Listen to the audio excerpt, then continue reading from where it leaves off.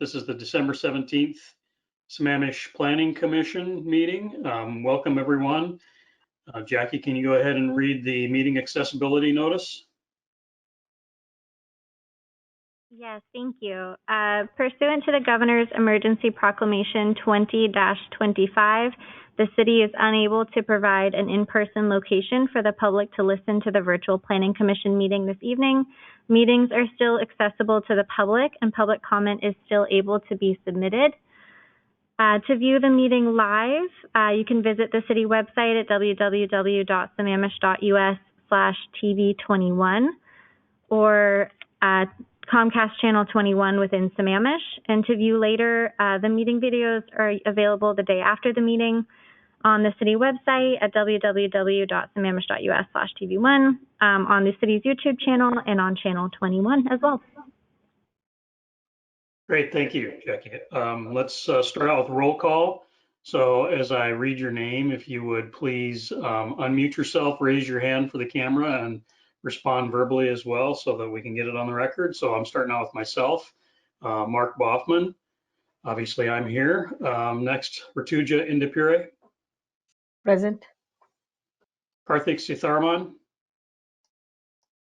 I don't see Karthik on the list, so I'm assuming he's not here. Okay. Mike Bresco. Here. Josh Amato. Here. And Larry Crandall. Here.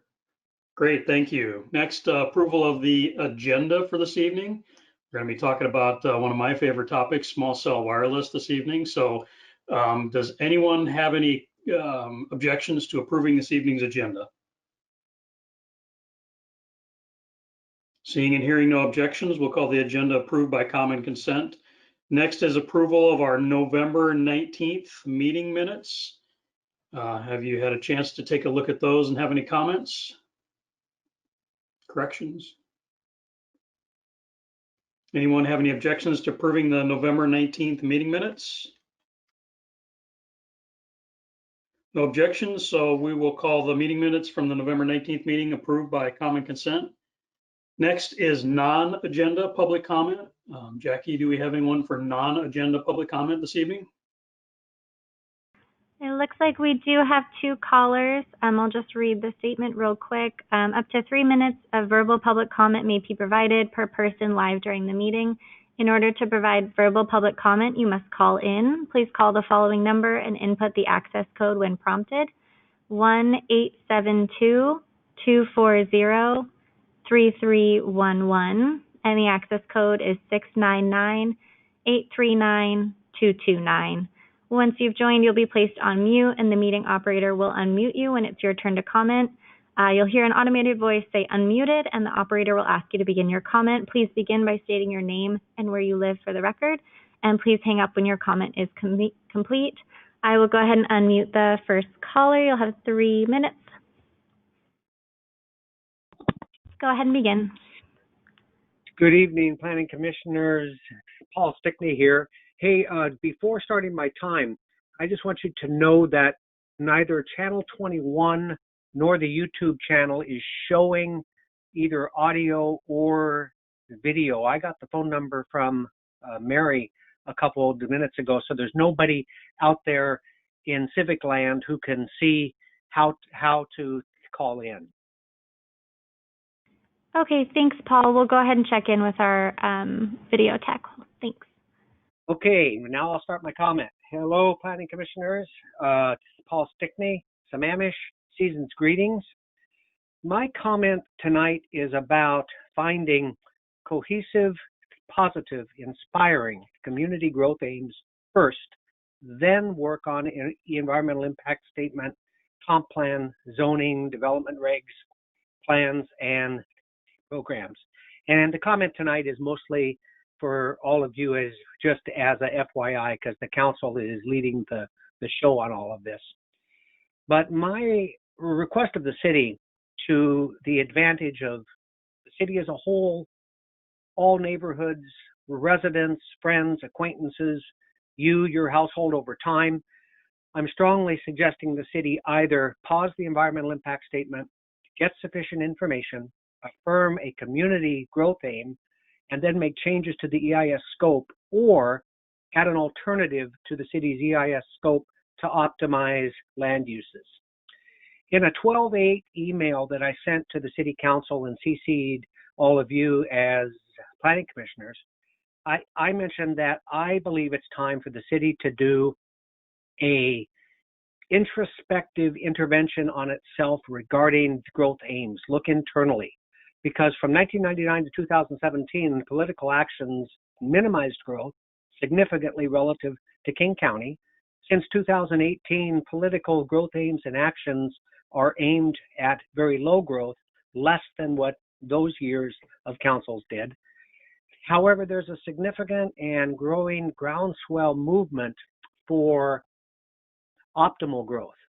A crucial reason the city should do this intervention on itself is that these three growth ideologies have never been sufficiently informed. There are vast consequences at stake virtually on every aspect of the city that have not been contrasted, and wholly informed public sentiments are not known, which is the most important. What does the public think after having all the information and comparing the consequences? In support of my either or ask, take a look at the petition for review that was in your 12/8/20 email, because this is about adding, benefits to the community for livability, lifestyles, and legacies. And that's a big topic. My request of each of you is to take a look and review emails that have been sent to the city and posted on the civic web during the last couple months, and reach out to city council members with your thoughts on considering optimizing land use, getting sufficient. I call the Planning Commission regular meeting to order at 6:30 p.m. It is Thursday, October 19th, and we are located here in the council chambers at City Hall. So welcome. And the first item of business. Paul, if you can still hear us, it sounds like your audio has cut out. Yeah. Oh, I can still hear you, but I heard something in the background. Anyway, I was almost done. I was just going to say that, optimizing land uses to alleviate imbalances that add assets with appropriate benefits, far more for residents and city than for development interests. Simply, summary, inspiring growth with holistic, sustainable enrichment. That's it. I'm done. Happy holidays. The next item of business is the approval of. Thank you very much, Paul. All right, we do have one more caller. I will go ahead and unmute you. Hey, Jackie. I don't know, maybe you could just check and see, but we are hearing some noise in the background. Okay, hold on just one second. Or something. And the next item of business. There, thank you. Is that better? Yep, okay. I'll go ahead and unmute the next caller. Thanks, everyone. Sorry. Go ahead and begin your comment. Hi, my name's Mary Wichter, and I live at 408 208th Avenue, Northeast in Sammamish for over 20 years. Thank you for cutting the second voice that was going on in the background. Anyway, I do have a PowerPoint, and I'm going blind because I can't see the live feed tonight. So if you start my PowerPoint, it's called For the Birds, and it's about the osprey in Sammamish. And when you get it up, the second slide, which is actually a pictorial slide, has a picture of a cell tower in the city on 228th. So that cell tower is by the Pine Lake Park and Ride, which is by the QFC area on 228th. And when I was getting the wildlife maps for corridors, because I gave input on that before, I was getting it from Jan Bird, who's one of the great Sammamish stewards for many things in our city.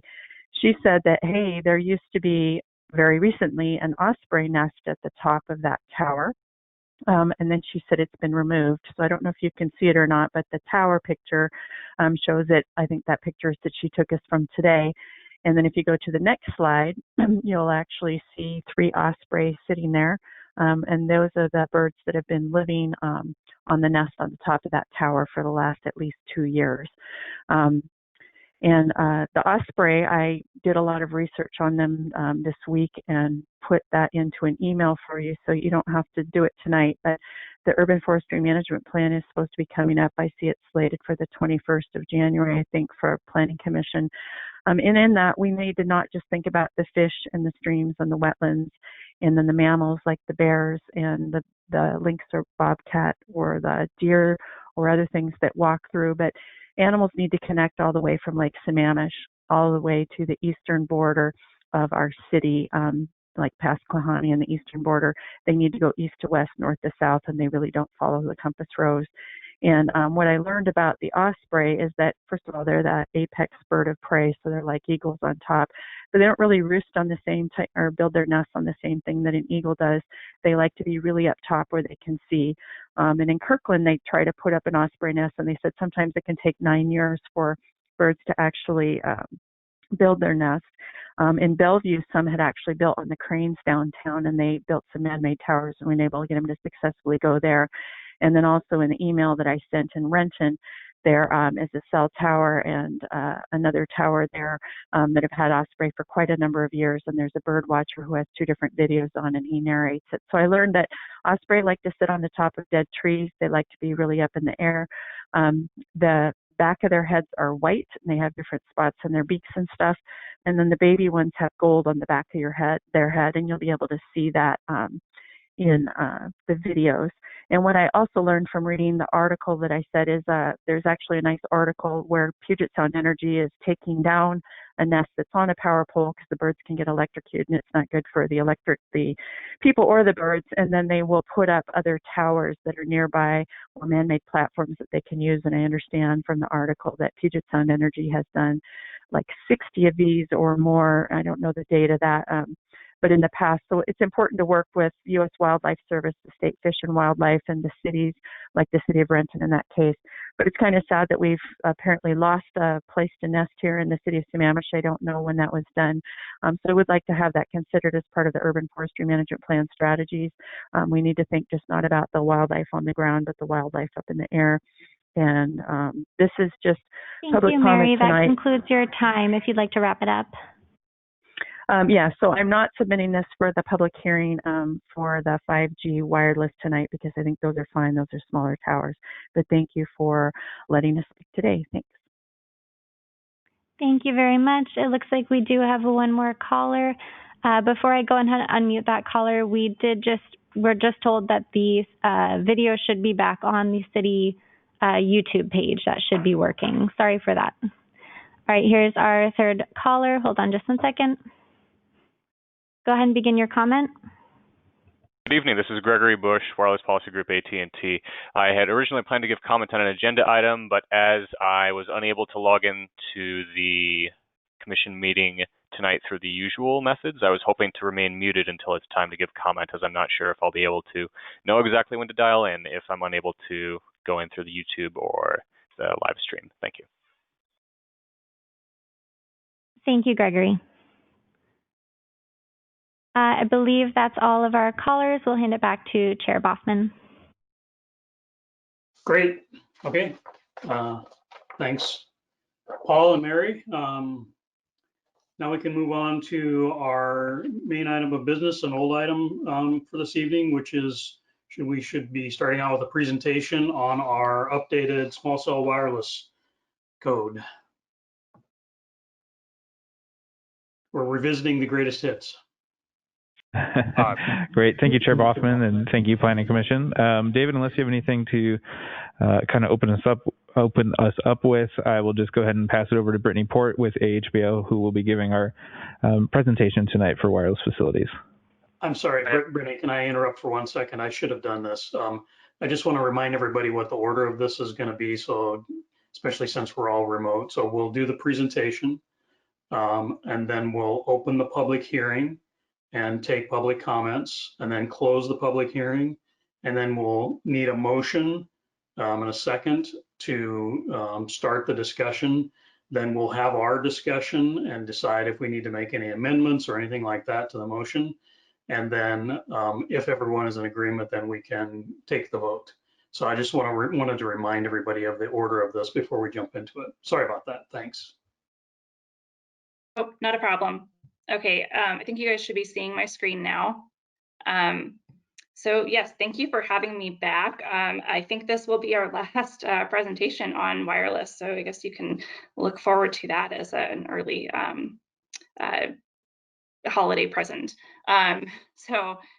This is a public hearing tonight, so I did want to do a little bit of background on the existing wireless communication facilities code, where we were back in 2019 when we were amending it and we held the last public hearing, and what the changes that have been made this year and why we are doing another public hearing on, just for the benefit of the public. I know that the planning commissioners have heard this a lot. So yes, again, just for tonight, I thought I would go over the current regulations for those who are not aware of how the city already currently regulates wireless communication facilities, and then go through some of the process of how we got to where we are right now with the draft code, and talk about specifically what changed in the wireless communication facilities code since the last public hearing. And then very excited, we will have the public hearing on the proposed code amendments for the Planning Commission. Okay. So just some background, the city has within its municipal code, chapter 21A 55, a chapter that regulates wireless communication facilities in the city. So that would include, any of those cell towers that we just saw with the osprey roosting on it, which was really, really cool, Mary. I had not seen anything like that before, and unfortunately I don't have any responses or anything about that. But just to kind of get back to the existing code, it really was written for some of those larger facilities that cover a larger radius. Those monopoles, and those were the kind of the traditional backbone of the cell network. And what we're seeing now is that there's new technology we're moving towards with 4G and 5G wireless. The technology has evolved to now need, in addition to that backbone of the wireless network, we also need some of these smaller facilities that can kind of boost either for data or for voice, the cell service in particular areas where we're seeing increased demand. And I think we all have noticed, over the last couple months with COVID and working from home, that we're using all of our devices more and more. I know I've added at least 4 Alexa enabled devices to my house in the last couple months. So anyway, small cell antennas, they are smaller than those large monopoles that we've seen. They require an antenna at the top, a power supply for the antenna. There's not a generator associated with it. So they're a lot less intrusive, but what the city's code doesn't have is a way to regulate these currently. The city's code was silent to small cells because this is not a technology that currently existed. In addition, small cells need to be a little more prolific in the city. They have to be placed every approximately 250 feet to 1,000 feet, depending on the design and if it's serving 4G or 5G. And so again, the city's code really did not anticipate this type of technology evolving. And back in 2019, the FCC declaratory ruling, the city did need to respond and make some amendments to its wireless communications code anyway. And it was a great opportunity to address the permitting process for small cell wireless facilities. So going back to 2019 when the project was initiated, what we as the consultants to the city, I guess I should do a little background on that. My name is Brittany Port. I am a land use planner at AHBL. Have been helping the city since 2019 with its wireless communication facilities code, and I've also helped a couple other communities in Washington, City of Renton being one, with wireless codes to respond to small cells. We were brought on by the city to help with city staff reviewing a variety of codes and as well as the city's existing code to identify what they liked about the code, what they didn't like about it, what they liked about neighboring jurisdictions' codes. And then we created a draft for review back in 2019 that had a lot of information about how small cell wireless facilities would be designed and cited. We did go to the weekly farmers market, I think twice in June of 2019 to engage the public with a little booth. And then there was a website available on the Connect Sammamish platform to provide documents to the public to engage. Then after preparing that draft code, staff did an internal review with legal counsel to determine that the code adhered to all of the FCC requirements. And we also held a meeting and coordinated with the wireless service providers to get comments and feedback on that draft code. The next step was then to take that code to the Planning Commission, and the Planning Commission was briefed 4 different instances: September 5th, 2019, October 17th, 2019, December 12th, 2019, and January 16th, 2020. And that all culminated with a public hearing on the proposed amendments on February 6th, in which the Commission did issue a recommendation to the City Council to adopt the proposed amendments. That chapter then was originally set to go to the Planning Commission on April 4th, 2020, but due to the COVID-19 outbreak, the meeting was pushed to the fall of 2020. In that legal pause that occurred due to COVID, city staff and legal counsel went back and looked at the code and decided, we think we need to tweak a couple things. There are some additional changes we need to make to really clarify the code, to clean it up, to make it easy for the permitting process, as well as for the public and applicants to be able to interpret and use the code. In addition, just due to COVID-19, the city is seeing an increase in need for fast and reliable internet with people working and learning from home. And that's something that the city has heard. So there was, a desire to make this code a little bit more streamlined. So the changes to the chapter that we're going to talk about tonight are primarily to reduce the staff processing time and allow for the efficient permitting of new wireless communication facilities in the city. And those changes were presented to the Planning Commission on both October 1st and November 5th, 2020.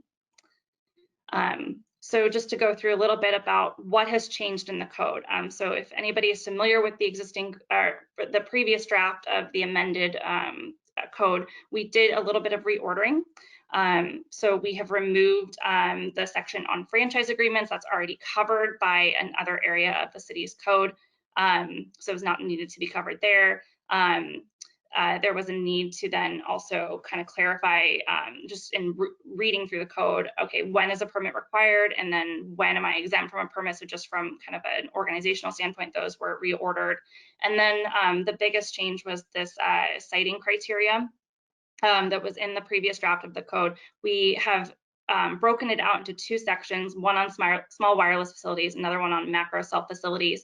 And we really tried to make that a little bit more just walking people through what the permitting process is, what are the requirements, what is the permit that I need to obtain. Just the previous code relied on a citing hierarchy that was very difficult to implement. Another item that was changed in this new iteration of the wireless code, that citing hierarchy that I just mentioned, it was removed and a land use table was added in its stead. That land use table clearly lists where wireless communication facilities can be permitted, and then also where a conditional use permit is required. Where we've highlighted here in this table, the items in orange, I think these were, let's see.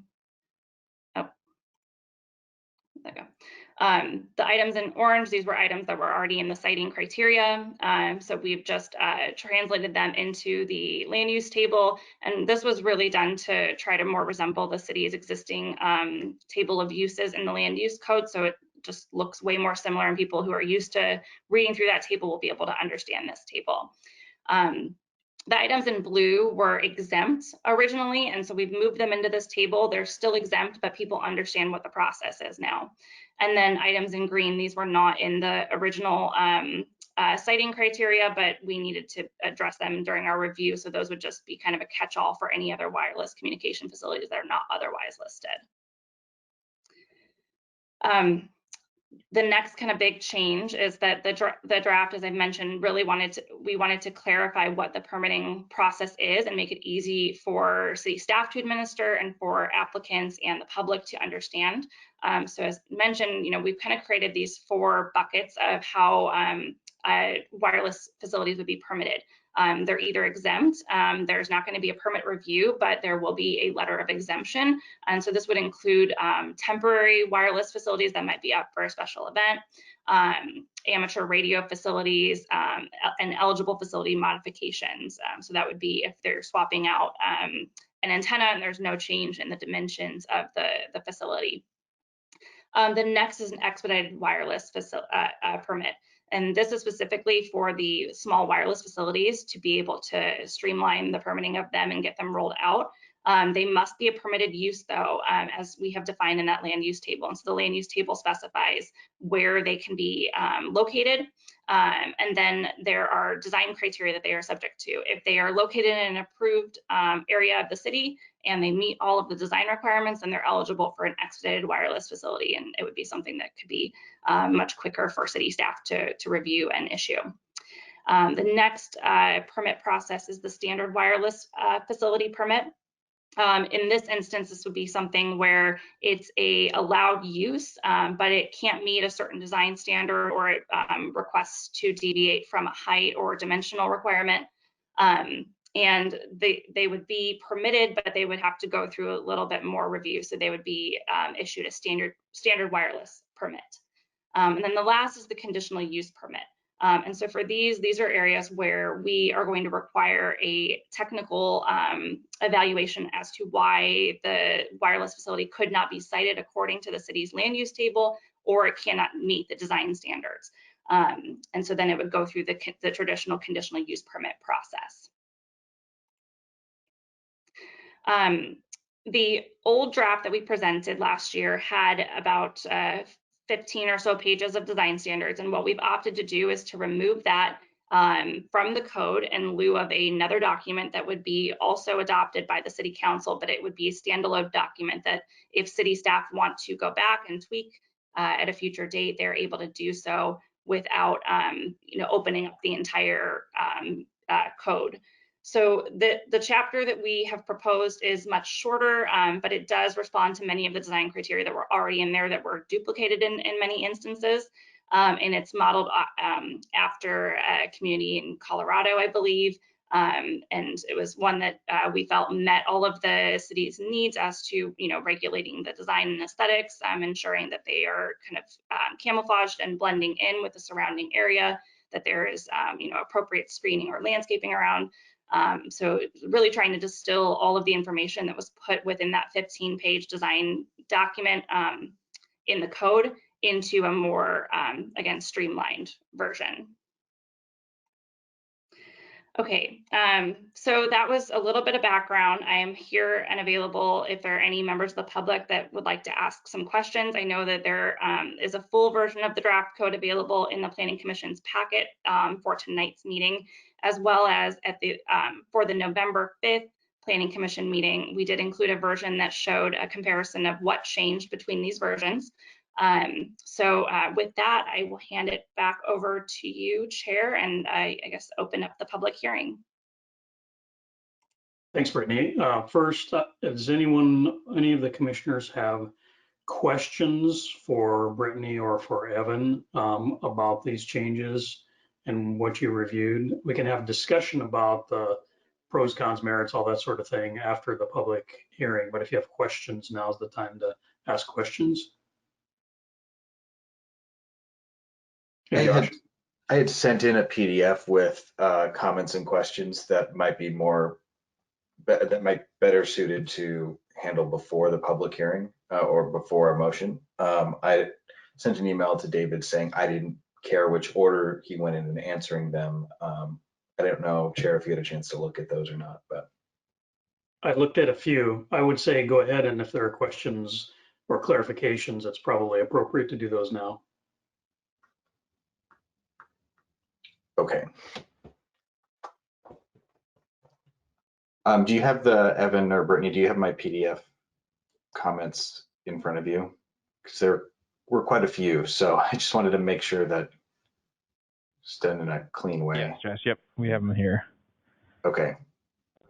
So I guess my third comment on the limitation to height is just, I think in the wording on that one, the replacement of an existing pole that doesn't exceed 10 feet above the height of the pole that's already there.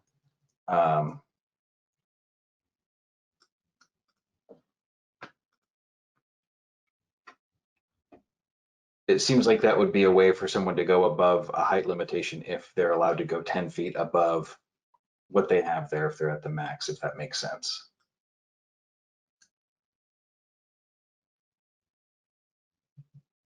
David, would you mind providing clarification for Josh on that one? Sure. So I believe we're looking at item number 18. And yes. I'm happy to share my screen if that is helpful. I don't know if you can allow me to do that here. Yeah, because not all the commissioners received my PDF or. Let me make sure I've got the right screen here.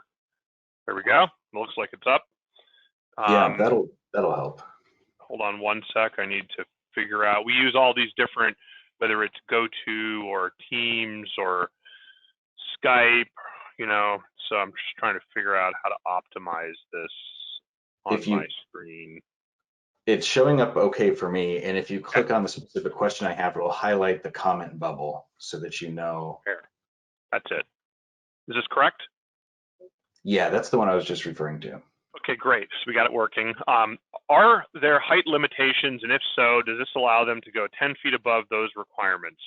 If there are no height limitations, why not? So there are height limitations. However, those height limitations are for new support structures. And we decided when looking at other codes and then when looking at other exceptions that are already in place for wireless communication facilities that 10 feet seems like a reasonable allowance for them to add equipment, to be able to cap a pole, to be able to replace a pole with one that allows just a little more height to get it above either the underbuild, which is the distribution electrical system, or the transmission overbuild, which is the upper lines typically. They typically don't have a lot of space on the top of a pole.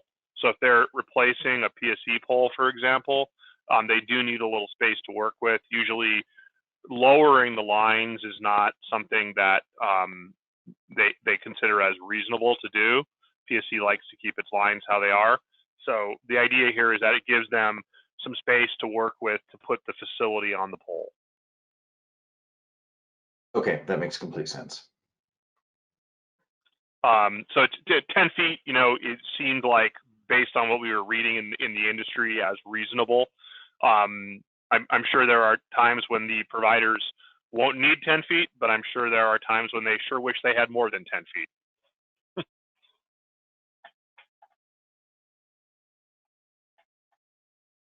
So there were, I could also comment here that many of the comments made by Josh were edits that we welcome, and we are more than happy to integrate into the final draft that goes to the council. Most of what Josh provided was a question of clarification around the language, whether there's a comma needed, whether there should be an and, whether there was a word missing, like feet, for example. So we do welcome those. For example, this one, with a pole that does not exceed 10, and it should say feet above the height of the existing pole. So this is a good example of where there were some typos in the code. This code was created wholly. So, and we've made quite a few edits to it over time. So I apologize if there were any punctuation errors or words missing. When you look at something for so long, sometimes you stop seeing these things. And that's why I really sincerely appreciate Josh's read through this at the level that he did and the comments that he made. So happy to just walk through these. Evan and I did before the meeting. It took us about, I want to say about 5 or 7 minutes. So we could do that if you want to, or we could focus on specific ones. Let me know how you'd like to proceed. I would say I would leave it up to the chair to make a decision, but for me, the substantive ones I'd go through, and then the ones with clarification on sentence structure, anything, those can be skipped. Got it. So I could scroll down the side here and find those that are substantive, like this one, for example, here. Does this mean that if a building is 40 feet tall and the total small wireless facility height cannot be more than 50 feet off the ground, meaning it is limited to 10 feet higher than the building it's on, or does it mean that the small wireless facility can be 90 feet? So I would say neither.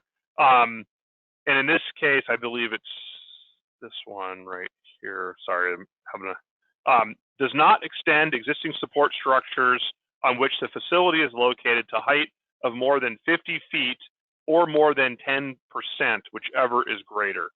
So in this case, if it was 30 feet tall, then you could take it to 50 feet. But if it was 50 feet tall, you could take it to 55 feet, right? You see how that works? So what we're trying to do here is look at reasonableness with regard to if it's a small structure, you should be able to have quite an addition on that up to 50 feet. But if it's a tall structure, then we don't want you getting much higher than that. The point is to get the facility up to the height that the industry is indicated as where they want to operate.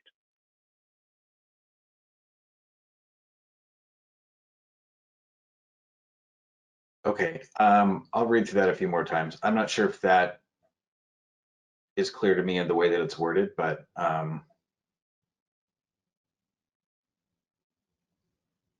accept your answer. Yeah, so it's basically what we're looking at is if you started, say, with a structure that was 30 feet and you wanted to increase its height, or you needed to increase its height to get to that optimal operational height, then you would be able to bring it to 50 feet high because that's greater than 10%. If it was 30 feet, your two choices here would be 33%, or excuse me, 33 feet, because 33 feet would be 30 plus 10%, or 50 feet, whichever is greater. So 50 feet wins in that case. Okay, I guess I'm reading it where if 10% of an existing structure could be greater than 50 feet, but your limitation at 50 feet, if it's 2 more feet, 10% of that number would end up with the building structure being higher than 50 feet. And it sounds like at that minute, you would then be allowing somebody to go to above 50 feet because 10% would be greater than that. Does that make sense? I mean, yeah, and that does. And if the point is that we don't want them to exceed 50 feet, we could say does not extend existing support structures on which the facility is located to a height of more than 50 feet, period. I don't know if it needs to have that limit. I just wanted clarification on the wording. If that's I don't know what the point of that subsection was. So that's why I was asking. It almost seems like you could eliminate C because it's already covered in A and B. Yeah, David, I would only just make the distinction that there's a difference between an existing support structure and a support structure. So this is a structure that is in existence and can support wireless facilities.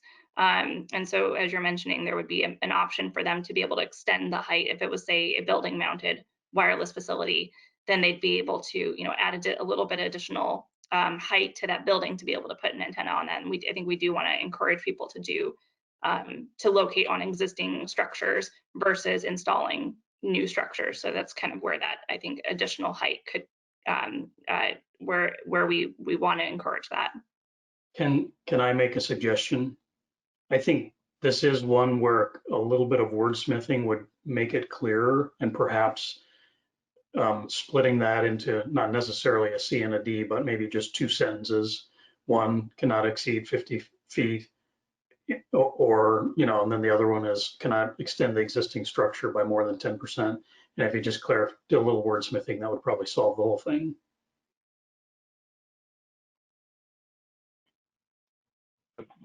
Very, very welcome comment. So we could take that up, and after if this is something that is recommended by the commission, we could, for example, in these instances where there are comments, come back, or I guess include it in the recommendation, and maybe run it by you, Mark, as the chair, to see if it captures what you thought it was meant to capture. Yeah. I would say that I think it's worthy of paying attention to the difference between a wording clarification, which is a pretty easy thing to resolve, versus the intent of the code, or if we have issues where it's not saying what we want and we want to change the purpose, that's pretty significant.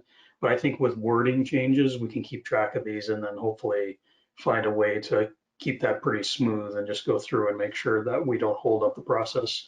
Because I think most of these will be easy to accomplish.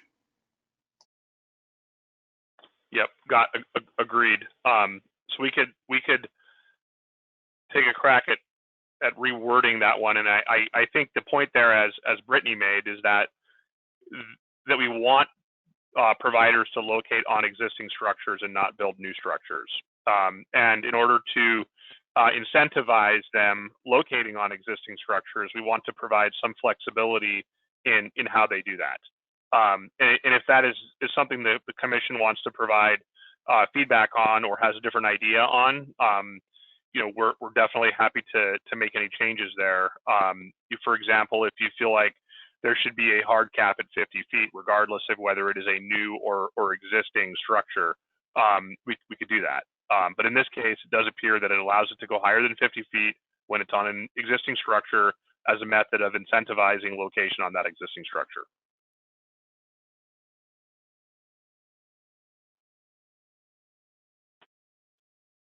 Moving on to the next one. And I think this was a good one here. Emergency communications equipment to be used in anticipation of and during a declared public emergency or emergency exercise as declared by, and we thought we could just add City of Sammamish Emergency Management, because City of Sammamish Emergency Management recognizes emergencies that are declared by the state, for example, or the county, for example. So it would be left to our emergency manager. You could even say as declared by the City of Sammamish Emergency Manager.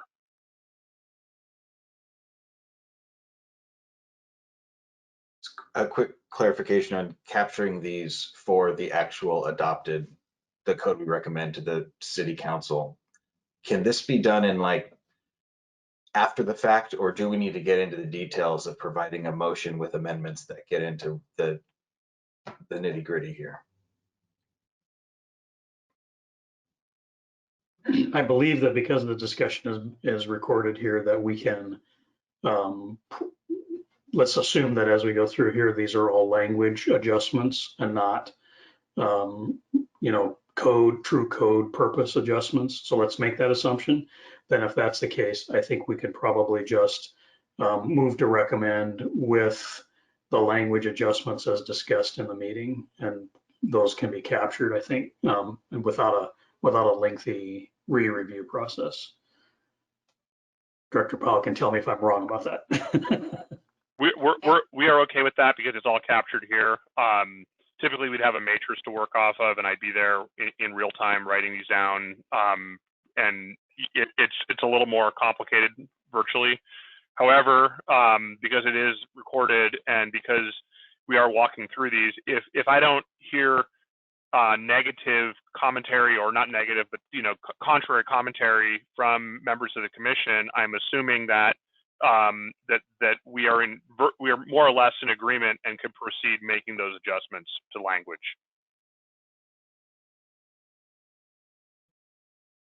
Yeah, I think that'll be a reasonable approach, so we can keep things moving and still capture Josh's comments.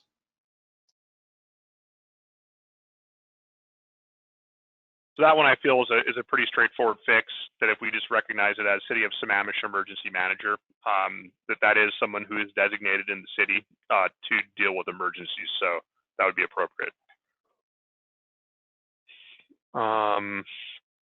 Looking for the next one.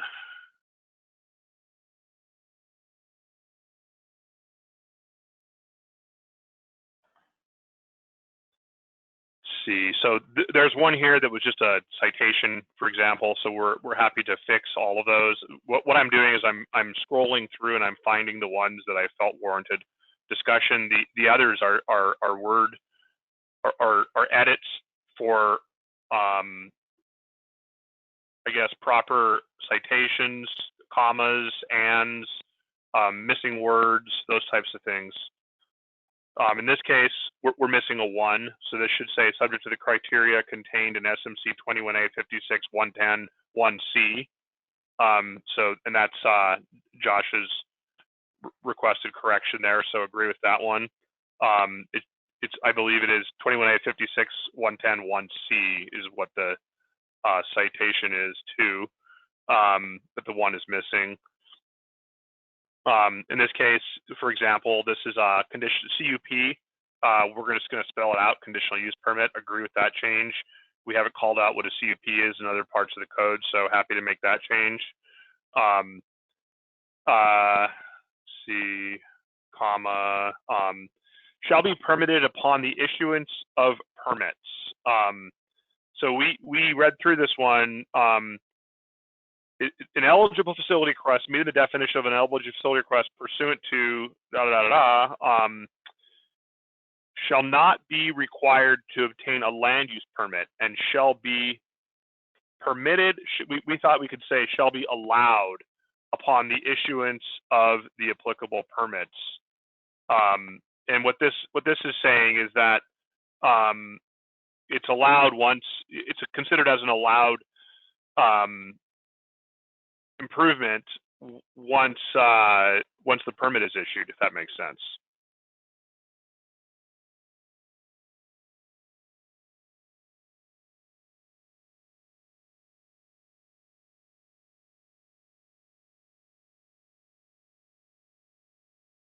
So no, either my internet's not working or there's no one's saying response. Anything. Okay. Yeah, no, that makes sense. It's the number of the words permit in there and the change in the use of the word for that sentence. Shall be allowed upon the issuance of applicable permits. Yep, I agree with that one. So this next one, lowercase, this next one was a good one. Would the director be denying the request for the exemption letter rather than deny issuing an exemption letter? And we agree with that. It could say the director shall deny the exemption letter, or the director shall deny the request for exemption letter, and the applicant shall apply for. That was probably what we would say. The director shall deny request for exemption letter. And it's not that we're denying issuing it, it's just that we can't accept the request for eligible facilities because they don't qualify.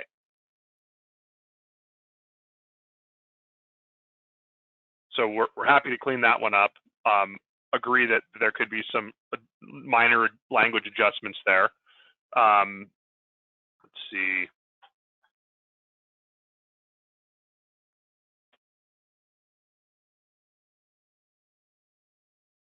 This is a good one. This is one that the commission has talked about in the past. It's when would you receive public notice or notification of a project in your neighborhood? And this one says, the applicant shall provide written notification of proposed pole-mounted or above-ground installation of equipment to all immediately adjacent adjoining property owners. And we would say, prior to submittal of permit application, the applicant shall provide written notification.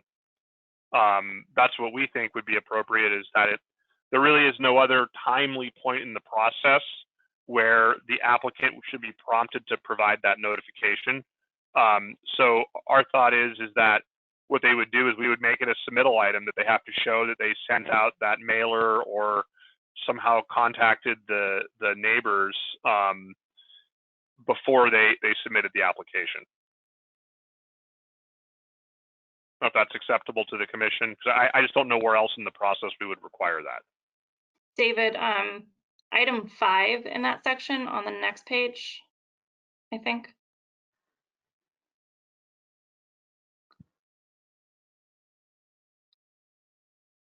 I think this was something that Eileen directly wanted in there because it could inadvertently start the shot clock. Okay, I see what you're saying. So there it is. It's answered in there. I didn't see that. So thank you, Brittany. So that answers that. And the question was when in the process will the owners be noticed? The owners will be noticed once the applicant, within 14 days of the applicant, the application being deemed complete. Does that make better sense to the question? So it does. So it's, if I'm understanding correctly, the applicant will submit and then the city will say that, yes, we have everything and we're starting the process of determining if your application will go through. At that moment, 14 days of them hearing from the city that everything's okay, that's when they have to let everyone know. Yep. Okay, and from if they take all of 14 days, how much time is left before the city approves that permit? What, because there's a shot clock, right? There's a time limit. Do you remember that, Brittany? Yeah, it varies based off of what the facility is. I think it could be 60 days to 120 days. So kind of the issue with having them do that before they submit is that it could inadvertently start the shot clock before the city has received the application materials, and then that clock is going and the city doesn't have the amount of time that the city needs to be able to review it in accordance with the federal requirements. So the 14 days, I think, was something that we discussed seemed reasonable for them to be able to do that once it's been deemed complete, and then the city could be reviewing it kind of in the background. Okay, I personally, I think that's fine. I mean, that's 45 days that the public could a little more than 45 days the public at minimum would have to review and provide comments there, and potentially much more. So in my mind, that's fine, but that's just me. Right. So in this case, we will not make a change here because it's already addressed in number 5.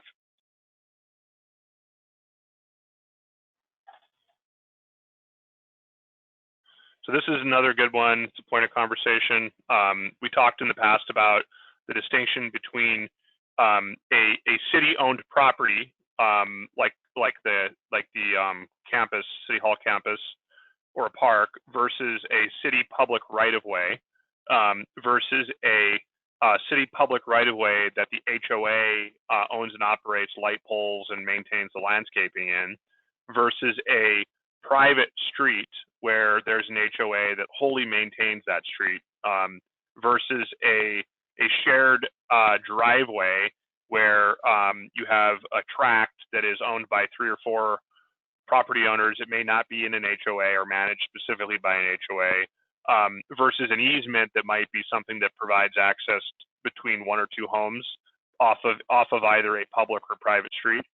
So it's really important to remember sort of from the hierarchy from the top to the bottom, and there are all sorts of instances where there's ownership involved, where there's an HOA involved. So this is a really good question asked by Josh here. That the intent here seems like it is to make sure the owner of the property is okay with placement on their property.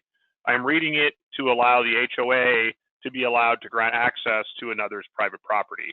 So the proposal was to break it up, and we actually think that breaking it up but flipping it would be good, because it starts out, if you see here on the side where Josh framed his proposal, it says the city will not arbitrate any disputes between HOAs or other third parties and applicants.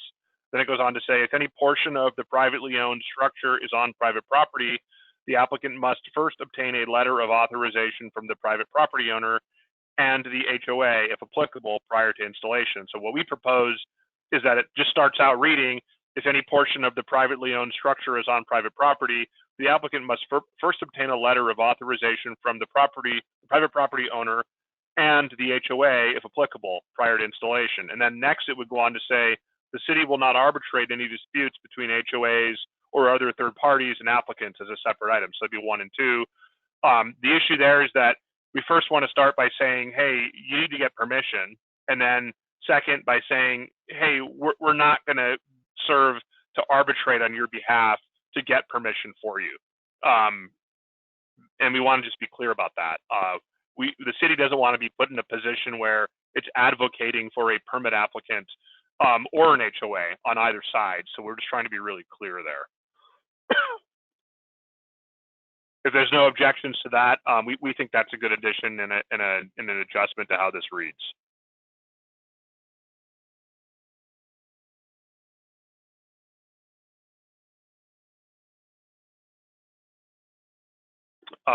This one, let's see. Is there an instance where there might be a privately owned pole not owned by an HOA, such as a private street? So this says, an application proposing attachment to poles owned by a homeowners association shall submit with the applications a signed affidavit of approval from the HOA authorizing attachment to the HOA poles and structures. The signed affidavit must be signed by the authorized agent of the HOA and be on a form supplied to the city.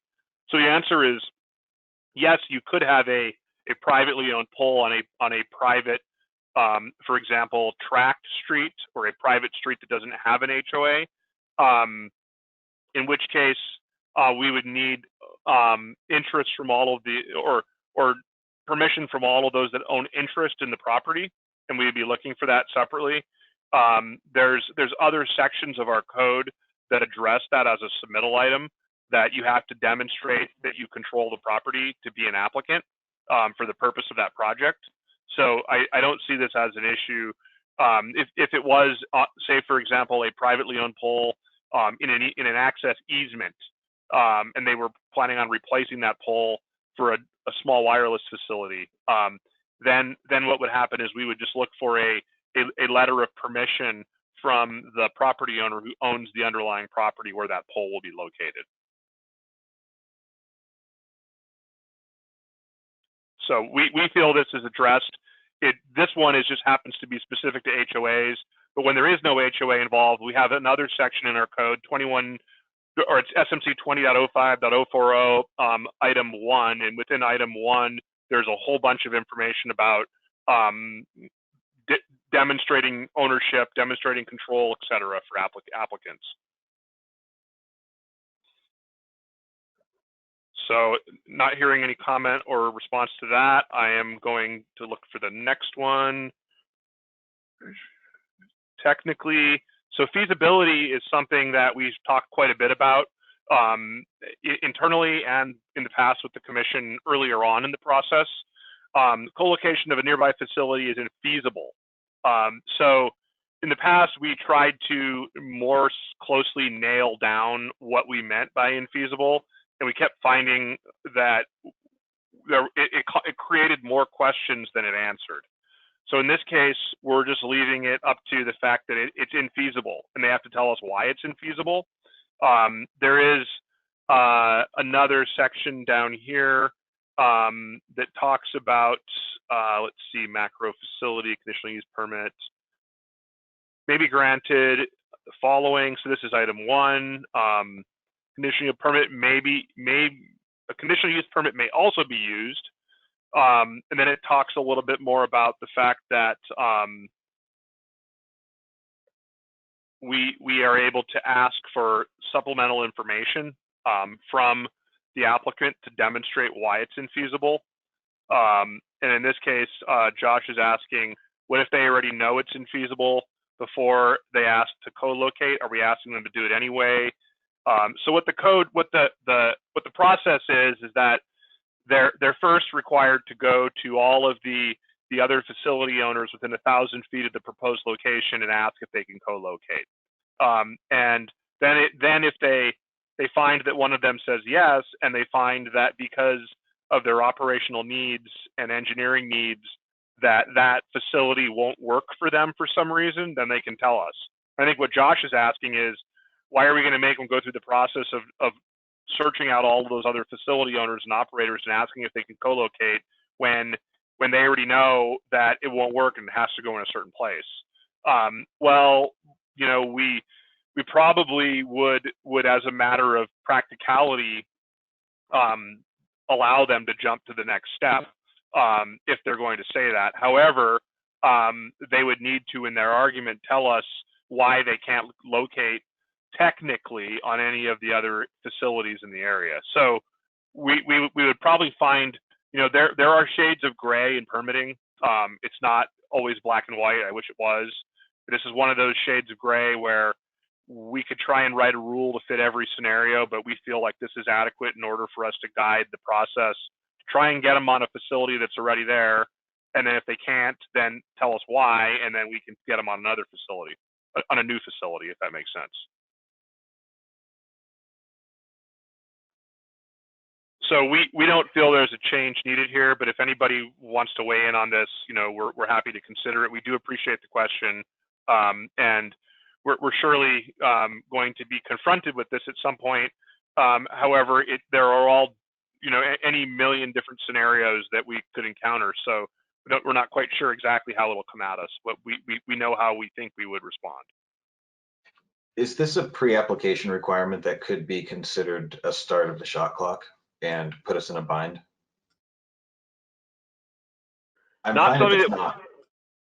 it's not something that was identified by legal. I don't know, Brittany, what do you think, or Evan? So no, I think it's the same as any other application material that's required to be submitted. You know, if they're drawing up plans, the time that it takes to put together the application materials, I don't believe starts the shot clock.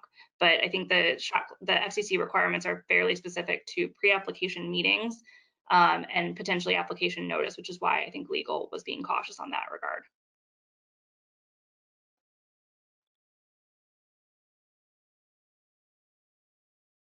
This next one was about billing.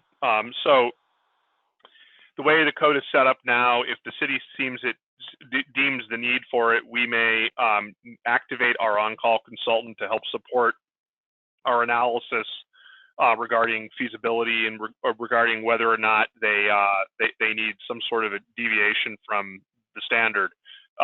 And that would be back billed to them. And the way the code is written is at their expense. The way we do critical areas permitting right now, for example, is if we receive an application and there's, say, a wetland and a wetland buffer on the property, and say the applicant is proposing to modify the buffer through buffer averaging or something, we would send that out to third-party review, and we would backbill the applicant for that. We do, as a matter of practice, notify them that we are doing that, and we give them an estimate of what it's going to cost. But we don't necessarily give them a choice, because their choice is to rescind their permit. When there is technical review needed in order to verify what they are proposing, we see it as necessary in the permit process to ensure that they're not just making things up, right? And that's similar to what we do in environmental permitting.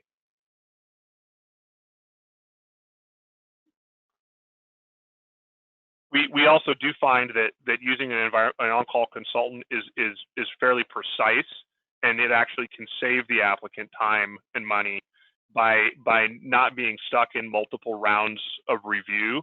And if it helps us resolve an issue with an applicant in one round of review, then that tends to be much more cost effective for both the city and the applicant. So it typically is money well spent, but it can, like you say, add up in the case where an applicant is doing something that's really testing the boundaries of what is reasonable.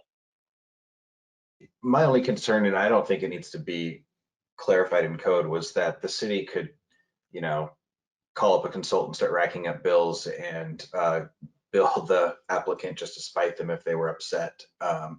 Not that that would actually happen, but it just seems like it's something that could happen. And I just, hearing the business practice with other permits that you first call and have a conversation, just seems like something that would happen during the normal course of business.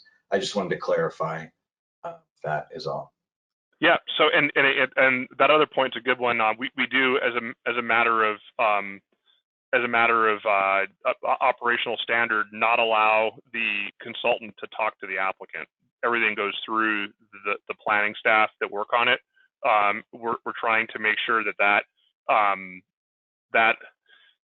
consultant is working truly as a third party in analyzing the information, and does not have citizens who are interested parties are not contacting the third party, nor is the applicant. It's simply a contract, and we actually usually have very little contact with them either. We give them information, and we have direction on what to review, what the code says, and they review it to verify that the information is accurate to the industry standard, and whether or not it's compliant with the code from their perspective. And if it's not, why not?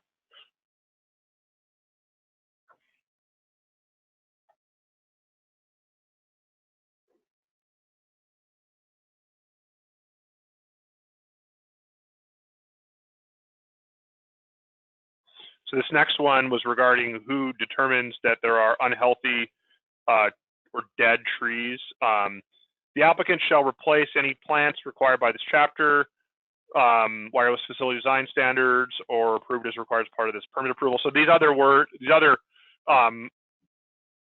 corrections we're going to be making in here because we agree with them. But the question here was, do we need to add anything about who determines whether the trees are unhealthy or dead? Should that be an arborist? And we have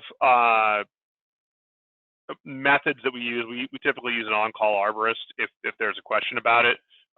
Usually if someone says a tree is dead, if it's not very clear that the tree is dead, meaning sometimes you just look at a photo, you can tell the tree's dead, then we would use our on-call arborist and bring them in, and they work kind of as a junk staff, and they just bill back to the staff, and we bill to the permit deposit in order to assist in that area. We do maintain 2 on-call arborist contracts to ensure there's no conflict should one be under contract by an applicant. Okay, so it's the city's determined. Okay, and the one above item 2 there, a time frame for compliance. Failure to bring the construction into compliance with the permit may result in the forfeiture of any applicable franchise guarantees. Yeah, I don't know, Brittany or Evan, if you have any thoughts on whether there should be a timeline there.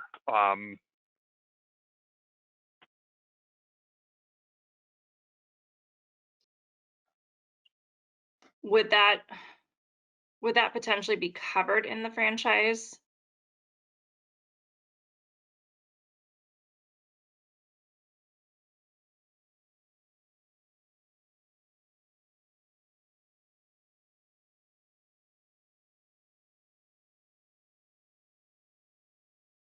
I think it'd be reasonable to include some timeline, but I think it could also be something that is negotiated as part of the franchise agreements.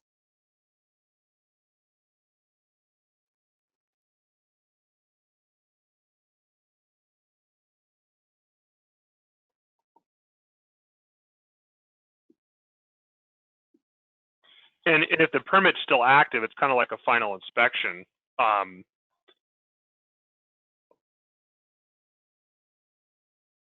I mean, if I was going to add a timeline there, I would want to add a timeline to when the city shall inspect the WCF installation.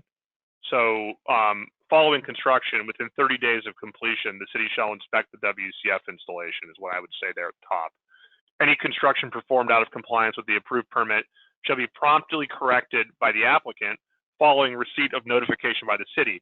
Failure to bring the construction into compliance within 30 days of notification within 30 days of notification may result in forfeiture of any applicable franchise guarantees. So that would be happening over a period of 60 days. They have 30 days to get city inspection, and then following that, if the city determines it's not totally compliant and identifies why, then they have 30 days to bring it into compliance, and then we would add that and another inspection shall be scheduled within 30 days. So, it could go on as long as 90 days. The point is it's being fixed. You never really know what the problem is, and if it was, say, screening and it wasn't painted the right color, and it was, say, February and it was raining, it might take them 30, 45 days to get it painted, just because that's what happens with the weather around here. So I'm just trying to figure out, if I had my way, I would say within completion of work, they need to request city inspection within 30 days. And then upon city inspection, if it's not compliant, they have 30 days to fix it, and they need to, within 30 days of fixing it, notify the city and request another inspection. The 30 days you just mentioned, would that be a new rule, or is that just part of the permit, a permit being found to, the work being done on that permit being found not to be in compliance? Is that just normal? The time, I mean, we could argue about the 30 days as a dial or a lever. You want it longer, shorter. It's fine by me. The general gist of it is that they finish the work. They need to call and ask for an inspection. We go out and perform an inspection, and if all is good, the file's closed out. If all is not good and it's not compliant, then we tell them what they have to fix, and then they have a certain amount of time to fix that following the inspection. And then once they've fixed it, then they have to call the city again for another inspection, and then we go out and inspect it. And if all is good, then we close the file. If not, then we get into another correction.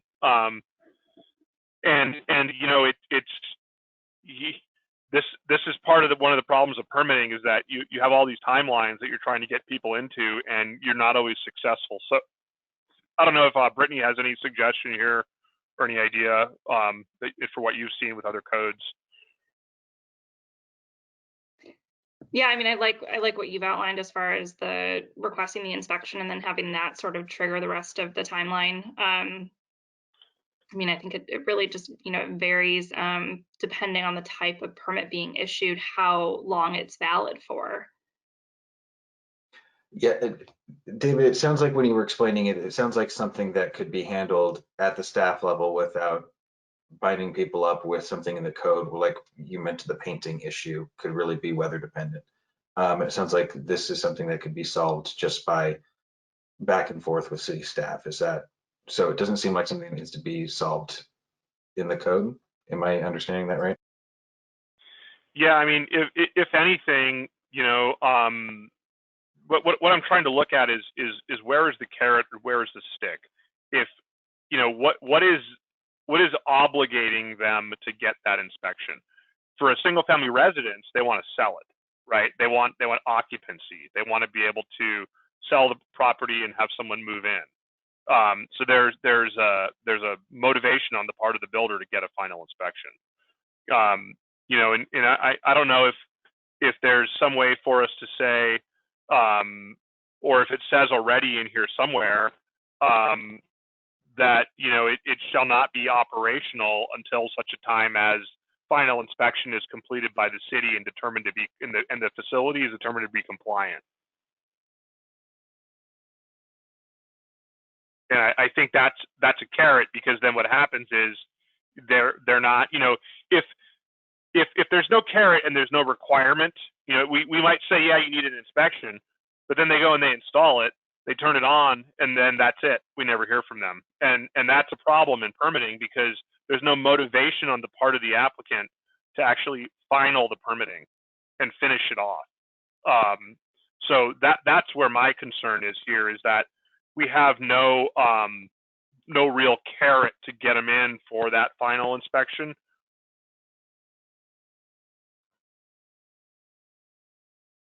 Okay, that does sound like an issue that should probably be resolved. So I don't know if that item should be kicked off until after, because it might be a more in-depth conversation There's an easy fix that I would propose, and maybe you could talk about it, after the hearing component. It would say following construction and prior to operation of equipment, the city shall inspect the WCF installation.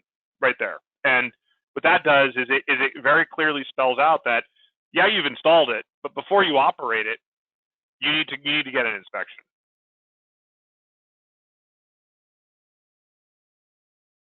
So consider that friendly amendment.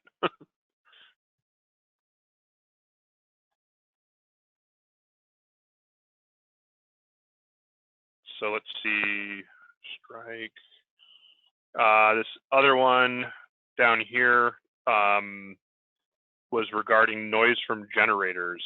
So noise from generators, in my experience, it's addressed in the city's noise ordinance, and typically in almost every city I've looked at with noise ordinances, emergency generators are exempt for operation during emergencies. So power outages, noise from generators is exempt, as is noise from generators for routine maintenance. So if you had on the side of your house a gas powered, a PSC natural gas powered generator that needed to start up once a month in order to maintain itself, and they do that, they automatically start, run a cycle, shut down once a month. That noise is also exempt. So it's those other generators that run more routinely, that are not during emergencies and when it's not a maintenance period for the machine, that we worry about. But as far as I'm aware, they're not running these things off of generators. They have a primary power source, and the generator really is there in order to help us during an emergency, make sure we're maintaining communication.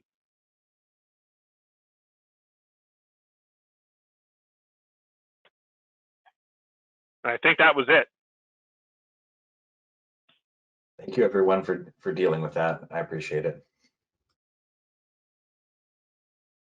Okay, then does anybody else have questions, similar type questions?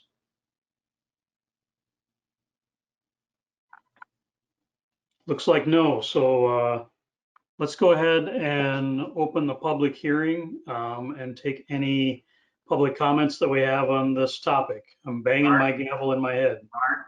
Yeah, go ahead, Larry. Didn't Kelly have a Oh, announcement? thank you. Yep, I saw it and said yes, and then I passed right over it. Thank you, Larry. Kelly Well, said that she thank had you, something. Commissioner Crandall and Chair Boffman. I have the unfortunate business of letting you know we have some bad news, some technical news.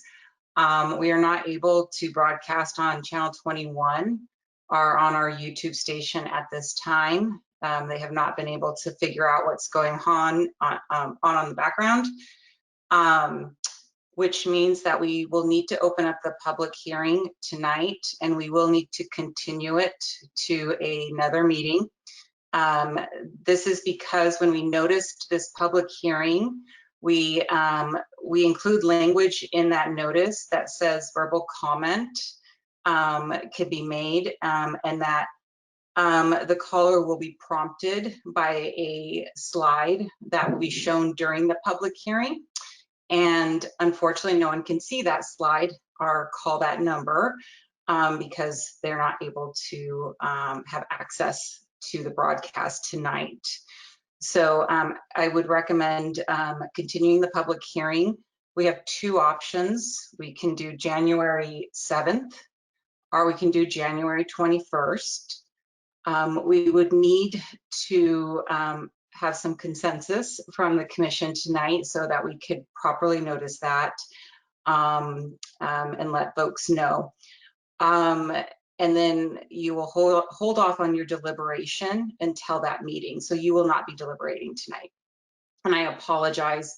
I'm not sure what's going on at City Hall.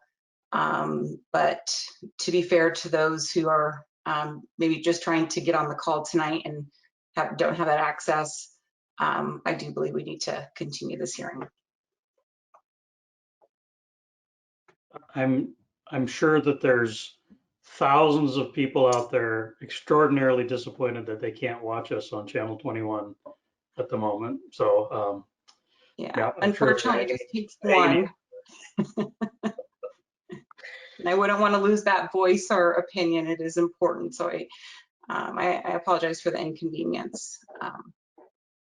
All right. I'm wondering if we could I was just looking at the calendar.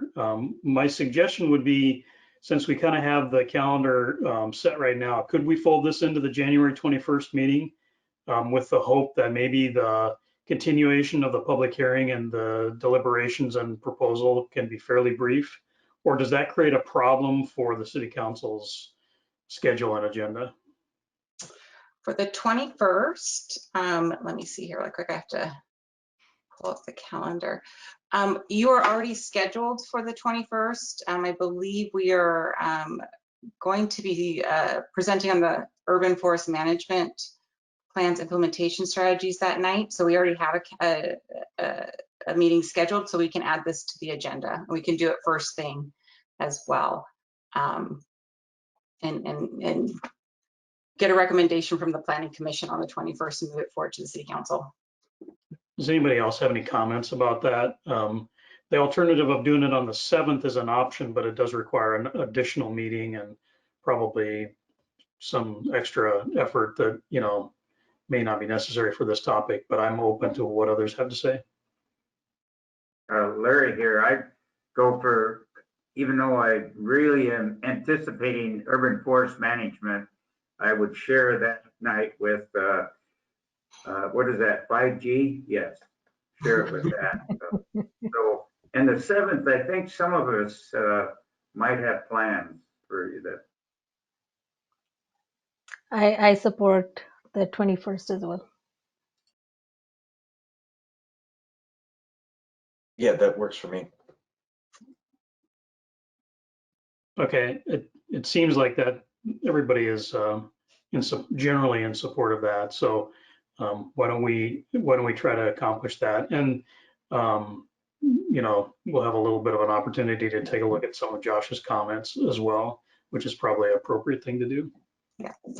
And what I would recommend to for our staff is to put those into a matrix, and so that when you're proposing a motion as part of your deliberation and recommendation, it would be easier to follow that and format that motion appropriately. So us as staff could do that in preparation of the 21st. And we encourage any questions or comments to please come in.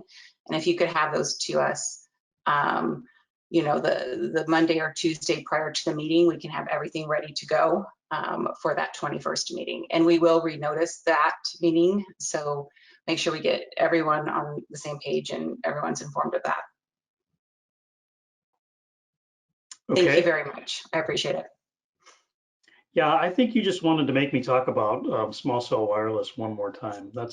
I'm pretty sure that all there's the nights we lose connection to 21 and YouTube, right? When we're talking about wireless communication, it's a conspiracy. It's okay, a conspiracy. So, Thank you. If that's it, let's go ahead and open the public hearing and take the comments from the folks that I think maybe are already on the phone. Gregory was earlier, but we can see if anybody else was. So let's open the public hearing, and Jackie, if there's a statement you have to read, and then let's take the comments. Thank you, Chair Boffman. I'll go ahead and read this statement, and then we have 3 callers on the line as of right now. Pursuant to the Governor's Emergency Proclamation 20-25, the city is unable to provide an in-person location for the public to listen to the virtual Planning Commission meeting this evening. Meetings are still accessible to the public, and public comment can be submitted. Up to 7 minutes of verbal public comment may be provided per person live during the meeting. In order to provide verbal public comment, you must call in. Please call the following number and input the access code when prompted. The phone number is 1-872-240-3311, and the access code is 699-839-229. Once you have joined, you'll be placed on mute. The meeting operator will unmute you when it's your turn to comment, and you will hear an automated voice say unmuted when that occurs, and the operator will ask you to begin your comment. Please hang up when your comment is complete. And also just wanted to mention this meeting is being recorded, so we will be able to post it to the city website once it finishes downloading. So the calls will be recorded and available to the public. I'll go ahead and unmute the first caller. Please begin by stating your name and where you live for the record. Go ahead. Hello, Planning Commissioners. Paul Stickney in Sammamish. I actually have a short comment. I was not going to comment, but after hearing all this, I looked through the package and I couldn't find how often these regulations are typically updated, and it led me to a paragraph on page 5 of your agenda packet that talks about, in response to changes in requirements by the Federal Communication Commission in an effort to update the city's wireless communication facilities rules to respond to industry changes, and then it goes on to staff is proposing changes. I'm wondering how often these typical things are changed, and as our community and comp plan may be undergoing some significant change now and or in the future, would it be wise to leave a statement, and if it's already in here, then ignore this, but if it's not, would it be wise to put a statement somewhere in these codes or whatever this is called that allows the city to initiate a notice to make changes if it wants to? So I see that federal communications can sort of force or encourage changes.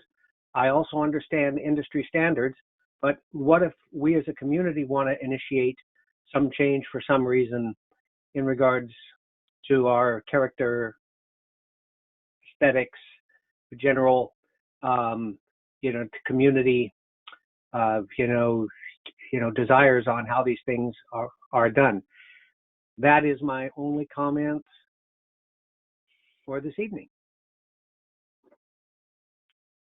Thank you very much, Paul. I'll go ahead and place you back on mute, and I will go ahead and unmute the next caller. Please state your name and where you live for the record. Go ahead.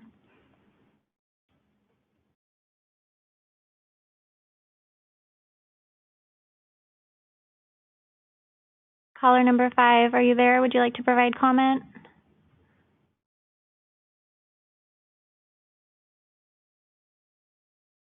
I believe that we lost that caller there. I will go ahead and move on to the next caller.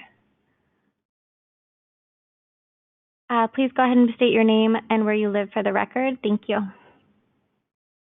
Good evening again. This is Greg Bush here on behalf of AT&T with Wireless Policy Group. Wireless Policy Group's offices are in Issaquah, Washington.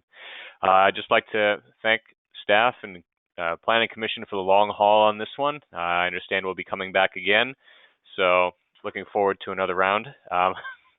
I'd just like to say we look forward to seeing the proposed changes to the code. I understand, I'm looking at the packet, and I currently do not see Commissioner Amato's proposed changes. From staff's characterization, they look to be language adjustments. Certainly curious what they read. And in the meantime, thanks for all the effort and energy in the code updates, and looking forward to another round. Thanks. Thank you very much for your comments. We do have one more caller. I'll go ahead and unmute you. Please state your name and where you live for the record. Hi, this is Mary Wichter, and I live at 408 208th Avenue Northeast in Sammamish, Washington for the last 20 years. First of all, I want to thank you for struggling through the technical difficulties tonight. Secondly, suggest that you always put the phone number to dial in, because a lot of people can't do the live and the phone and the computer all at the same time, or the TV. I know how hard it is for me to do that, and I had to speak blind tonight. Couldn't see the presentation I sent in. The second thing is, I want to very much appreciate the commissioner, particularly Josh, who went and did a read through. That is very important to do. I've seen people do it in the past.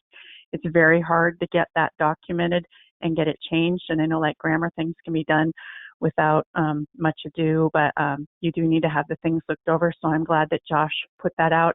I would hope that the city would put those comments somewhere so people could see them, because he did a great read through, and David Pyle did an awesome job explaining things. And I know Evan Fisher worked in the background too, but it sounds like there's a bunch of changes. So what I would like to suggest is the Urban Forestry Management Plan has been kicked forward many times since 2015, and it really does need to have the full maximum time that it can have on the 21st of January. So while you might do the hearing there, whatever materials could be put out so people could look at what Josh input, listen to whatever David said tonight, and then see the changes the city's going to make, so somebody can do, or multiple people could do, a final read through, so you make sure that it is really understandable.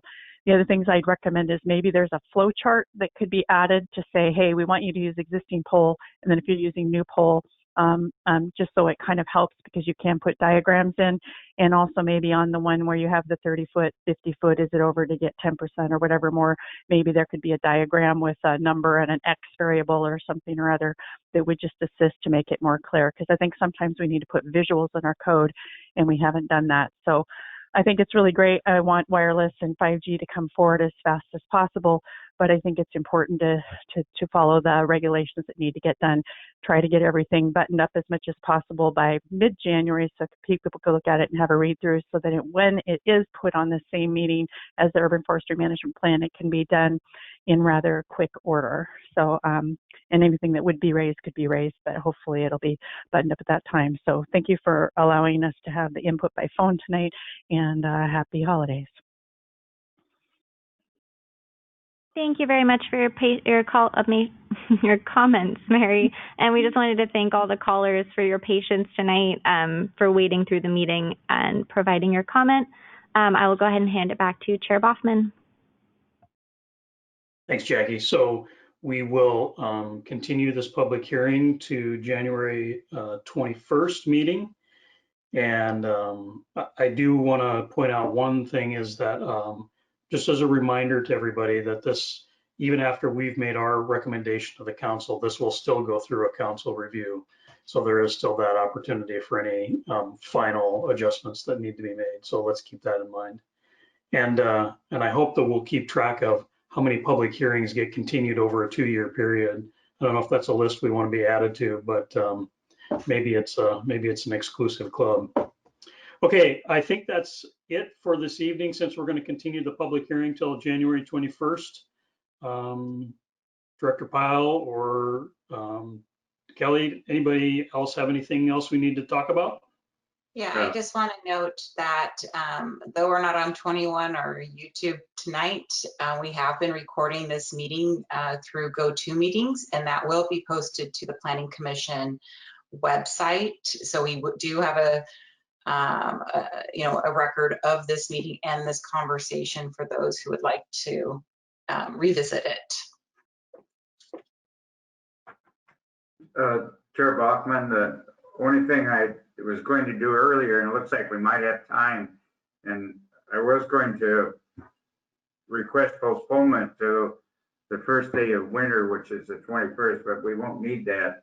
But I wanted to let everybody know that if they don't, that Miriam Leitner has been promoted to planning manager in the community development.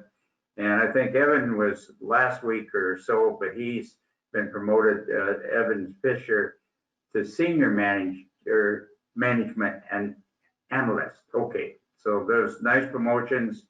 Congratulations to those. Thank you, Larry. We know who's buying lunch from now on. All right, anything Larry.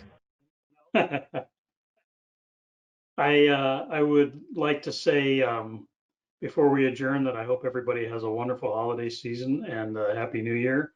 And we'll look forward to seeing you in January and hopefully not too long after that in person. Okay, would somebody move to adjourn? I move to adjourn the meeting. Oh, second.